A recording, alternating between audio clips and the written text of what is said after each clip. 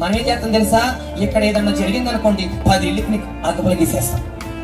10 ఇళ్ళకి 10 ఇళ్ళు ఏంటి, అవసరమైతే ఫోన్లు కూడా వెళ్ళిపోతే. ఈ మధ్యగా జర్నీలు చేయవసరలా, ట్రైన్లో కానీ, ఫ్లైట్లో కానీ, బస్సుల్లో కానీ, ఆటోల్లో కానీ, సైకిల్ మీద కానీ, బైకుల మీద కానీ, స్కూటీల మీద కానీ ప్రయాణం చేస్తారు. తక్కువని ఒక్క ఫోన్ నొక్కి, హలో అత్త, ఇదిగో ఇది వింటారని తెలుసా, మా ఇంటి పక్కనే వాడు జరిగింది. ఆహా ఎంత సంతోషంగా ఉందో, బా ఏం ఫోన్లు వస్తాయండి.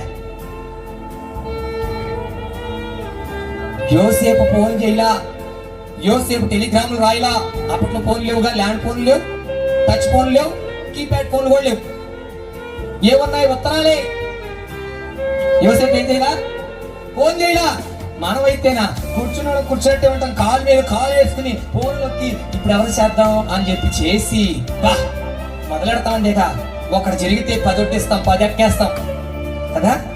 దయచేసి అలాంటి వాళ్ళు ఉంటే మారు మనసు పొందుదురు గాక, విధేయతతో పాటు నీతిమంతులుగా తీర్చిదిద్దబడదుము గాక. క్రిస్మస్ అంటే ఏంటి, నీతిమంతులుగా ఉండాలి.